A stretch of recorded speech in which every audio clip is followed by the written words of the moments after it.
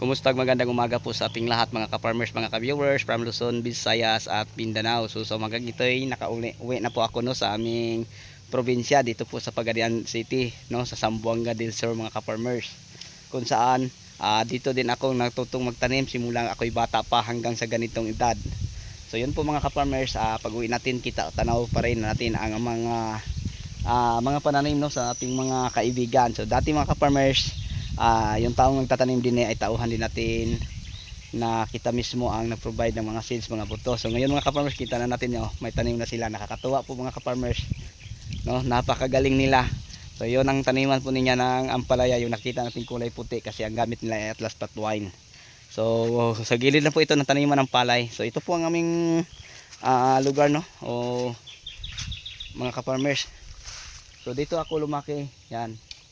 So nakita natin lahat mga ka-farmers kung gaano kaganda, ka-green ang paligid. Ayan. So dito sa aming probinsya mga ka-farmers, wala tayong problema kung pag-usapan natin ay tubig kasi napakadaming tubig. Tapos sakahan ng palay, mga punong kawayan. So hindi tayo problema mga ka-farmers no, sa tinatawag nating pampusti kung meron man tayong mga tanim na need ang mga fusti tulad ng ampalaya, okay, mga talong, kailangan babalagan. Ito wala na mga ka-farmers kasi inaatake po ito ng virus, yung virus na yellow mosaic disease. So maraming nagtatanong sa atin kung may gamot po ba dito. Yes mga ka-farmers, dahil din banda ay wala pang mabibili, so hindi po nagamot nila mga ka-farmers at hinayaan na lang kumalat sa isang puno. Makabunga naman po ang ating talong na magka-virus pero kunti, hindi kagaya sa walang virus o sakit mga ka-farmers.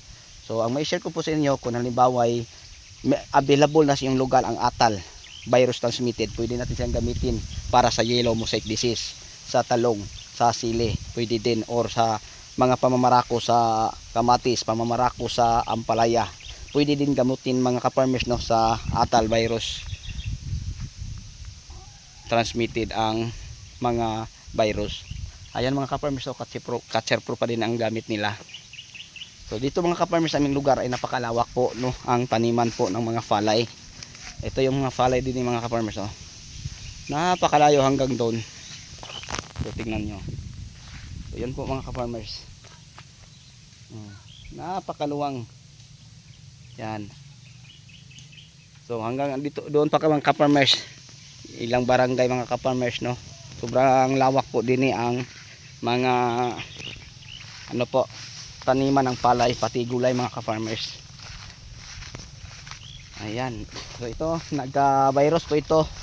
So hindi po ito yung normal na dahon, yung mga puti. Parang variegated ba mga ka-farmers. Kung bulaklak pa lang ito ng mga philodendron ay napakamahal po kasi pag mga philodendron na mga bulaklak ay tapos variegated, sobrang mahal niya mga ka-farmers. Kasi ang kulay ng dahon, may puti, may yellow, may green. So nakakatuwang tingnan, parang bulaklak mga ka-farmers. Tapos mga ka-farmers, ito po ang tanim ng ating kaibigang na ampalaya. Yan, kita nyo. So napakaganda po. So noon mga ka-farmers, yung kaibigan nating nagtanim din kita mismo no. Kung halimbawa ay kulang siya sa mga fertilizer or insecticide, fungicide, sa atin siya nakuha, pinapautang. Tapos pag may harvest siya, sa kita ang kumuha. Ay yung time na wala na tayo din mga ka-farmers, ayan, tuloy pa din sila sa pagtatanim at kita natin at tanaw natin kung gaano din kaganda at ka-healthy ang mga tanim. So yun na lang mga ka-farmers no. So alam niyo mga 2 linggo pa tayo din kasi January pa ang balik ko. So wala na tayo ngayon sa ating farm. Kaya nga mga ka-farmers, kahit saan ako pumunta, marami pa din akong pwedeng maibagay o may share sa inyo na kalaman, lalo na sa pagtatanim ng talong, ampalaya. Kasi dito hindi din nawawala mga ka-farmers kasi halos lahat kami dito mga ka-farmers sa aming lugar ay ganito ang aming hanap buhay, magtanim ng palay, magtanim ng mga talong, ampalaya at iba pang pwede nating mapagkitaan. Tapos ito may daan sa gitna. So ito mga ka-farmers, papunta dulo, tapos may daan sa gitna. Ang purpose nito mga ka-farmers, bakit nilagyan ng daan sa gitna? Halimbawa magdili ka ng fertilizer, kung ang isang balde o timba ay hindi makakarating doon, madali ka lang makabalik kaysa ilagay mo sa dulo tapos nasa isang dulo ka, malayo ang lalakarin mo. So yung ganitong idea at paraan po mga ka-farmers no, sa paggawa o pagplano ng pagtatanim mo ng mga gulay, mas maganda na may daan sa gitna tulad ng talong, ampalaya. So halos lahat mga ka-farmers, no, natanim ko, mga sili or mga kamatis, may daan din sa gitna.